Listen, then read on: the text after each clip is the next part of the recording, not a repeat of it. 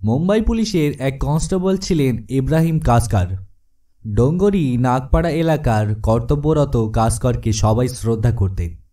ইব্রাহিম আর আমিনা কাসকারের 12 সন্তানের অন্যতম দাউদ ইব্রাহিম। সপ্তম শ্রেণীতে পড়ার সময়ই স্কুলে যাওয়া বন্ধ করে দেন দাউদ ইব্রাহিম। ছোটখাটো চুরি ছিনতাই করতেন প্রথমে, তারপরে শুরু হয় পকেটমারি, পাড়ার বন্ধুবান্ধবকে সঙ্গে নিয়ে মারপিট। এইসব ভারতের অপরাধ জগতের সবচেয়ে বড় ডন দাউদ ইব্রাহিমের শুরুটা হয়েছিল ঠিক এইভাবেই। বছর 20 বয়সে ওই ছেলে ছোকরাদের সঙ্গে নিয়েই তিনি চ্যালেঞ্জ জানিয়ে বসেন সেই সময়ের প্রতাপশালী পাঠান গ্যাংকে। নিজের দলে অন্য ছেলেদের সঙ্গেই ছিল দাউদের ভাই সাব্বিরও। পরে সংবাদ মাধ্যম যে গোষ্ঠীকে ডি কোম্পানি নামে অভিহিত করতে থাকে। মনে করা হয় এখন দাউদের আরেক ভাই আনিস ইব্রাহিম ওই ডি কোম্পানির সব কাজকর্ম দেখাশোনা করেন। দাউদের প্রথম বড় অপরাধ ছিল ভাই সাব্বির আর তার দলের সদস্যদের নিয়ে একটা ব্যাংক লুটের ঘটনা। বোম্বাইয়ের কানক বন্দর এলাকার ওই ব্যাংক ডাকাতির পরেই শহরের সংবাদ মাধ্যমের নজরে যেমন তিনি আসেন, তেমনি তার দিকে নজর পড়ে অন্য গ্যাংগুলোরও। দাউদ মনে করেছিলেন সেই সময়ে ডন হাজি মোস্তানের অর্থ ছিল ওই ব্যাংকে, কিন্তু আসলে 1 দশকের মধ্যে সবচেয়ে বড় ওই ব্যাংক ডাকাতিতে লুট হওয়া অর্থ ছিল মেট্রোপলিটন কোঅপারেটিভ ব্যাংকের। ছেলের কীর্তি শুনে হতবাক হয়ে গিয়েছিলেন ইব্রাহিম কাসকার। মুম্বাইয়ের senior crime reporter Hussain Zaidi এই ঘটনার কথা উল্লেখ করেছেন দাউদকে নিয়ে লেখা তার ডোরিং টু দুবাই বইয়ে। ইব্রাহিমের একটা নিজস্ব নেটওয়ার্ক ছিল, তাদের মাধ্যমেই তিনি তার 2 ছেলের খোঁজ নিতে শুরু করলেন। বেশ কয়েক বছর পর ইব্রাহিম কাসকার জানতে পারলেন যে তার 2 ছেলেই বাইকুল্লা এলাকার এক বন্ধুর বাড়িতে লুকিয়ে আছে। বাড়ি ফিরিয়ে আনলেন দুজনকেই।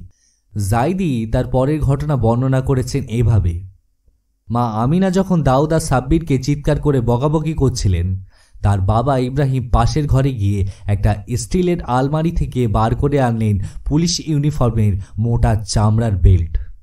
মুম্বাই ক্রাইম ব্রাঞ্চের হেড কনস্টেবল হিসেবে যে বেল্ট গর্বের সঙ্গে তিনি কোমরে বাঁধতেন, সেটি দিয়ে শুরু হলো মার।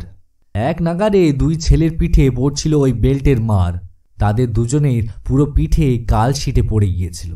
হুসেইন জাইদি লিখেছেন, পরিবারের অন্যরা এসে ইব্রাহিম কাসকারকে জাপটে ধরে তার হাত থেকে বেল্টটা নিয়ে নেন। তার আগে পর্যন্ত মার চলছিল। বেল্টটা নিয়ে নেওয়া হলেও দাউদ আর সাব্বিরের বাবাকে থামানো যায়নি। মা আমিনা ছেলেদের পানি আর কিছু খাবার দেওয়ার আগেই কাসকার 2 ছেলেকে টানতে টানতে একটা ট্যাক্সিতে ওঠান। ট্যাক্সিটা সোজা গিয়ে থামে মুম্বাই পুলিশ ক্রাইম ব্রাঞ্চ দপ্তরে। হুসেইন জাইদি লিখেছেন, 2 ছেলেকে নিয়ে সোজা অফিসারদের সামনে হাজির হন ইব্রাহিম কাসকার। ছেলেদের কীর্তির জন্য হাত জোড় করে ক্ষমা চান ওই হেড কনস্টেবল। তখন তার চোখ দিয়ে অঝরে জল পড়ছিল। বাবার সততা দেখে দয়া হয় অফিসারদের, তারা দুজনকেই ছেড়ে দেন।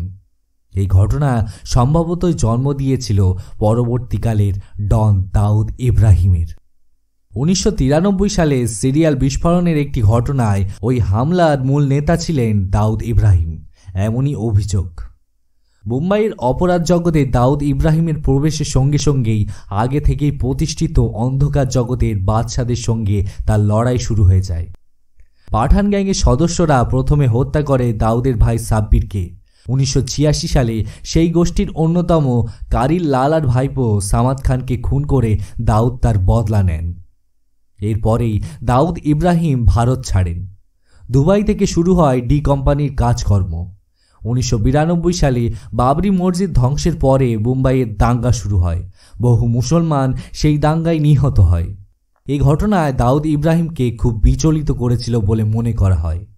মুম্বাইয়ের অবসরপ্রাপ্ত পুলিশ কমিশনার রাকেশ মরিয়া তার আত্মজীবনী লেট মি সে ইট নাওতে লিখেছেন, বাবরি মসজিদ ধ্বংসের পর মুম্বাইয়ের মুসলমানরা দাউদকে এগিয়ে আসার জন্য অনুরোধ করেছিলেন, কিন্তু তিনি প্রথমে কিছু করেননি। এরপরেই দাউদ ইব্রাহিম মুম্বাই সিরিয়াল বিস্ফোরণের পরিকল্পনা করেন বলে মনে করা হয়। তার বিরুদ্ধে অভিযোগ, পাকিস্তানের ISI এর সহায়তায় তিনি চোরা পথে ভারতে বিস্ফোরণ নিয়ে আসেন, আর তা দিয়েই 1993 সালে 12ই মার্চ সিরিয়াল বিস্ফোরণ ঘটানো হয়। সেদিন একের পর এক বিস্ফোরণ ঘটিয়ে 257 জনকে নিহত আর 700 জন আহত হওয়ায় সেই ঘটনার মূল চক্রী ছিলেন দাউদ ইব্রাহিমই, এমনটি অভিযোগ।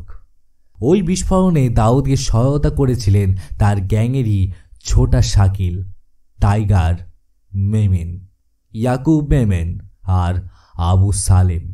ওই বিস্ফোরণে জড়িয়ে থাকা অপরাধে আবু সালেমের যাবজ্জীবন সাজা হয়েছিল আর ইয়াকুব মোমেনের ফাঁসির আদেশ হয়। আল কায়দা আর লস্করে তৈয়বার সঙ্গেও দাউদ ইব্রাহিমের যোগাযোগ ছিল বলে অভিযোগ আছে। যুক্তরাষ্ট্র অভিযোগ করে যে 9 ও 11 ওয়ার্ল্ড ট্রেড সেন্টারে বিমান হামলার ঘটনাতেও দাউদের যোগ ছিল। তাকে একজন গ্লোবাল টেররিস্ট আখ্যা দিয়ে বিভিন্ন দেশে ছড়িয়ে থাকা দাউদের সব সম্পত্তি অধিগ্রহণ করতে চেয়েছে যুক্তরাষ্ট্র। দুবাই থেকে দাউদ ইব্রাহিম পাকিস্তানে চলে আসেন বলে জানা যায়। ভারত সবসময় অভিযোগ করে থাকে যে পাকিস্তানের আইএসআই দাউদকে মদদ দিয়ে থাকে।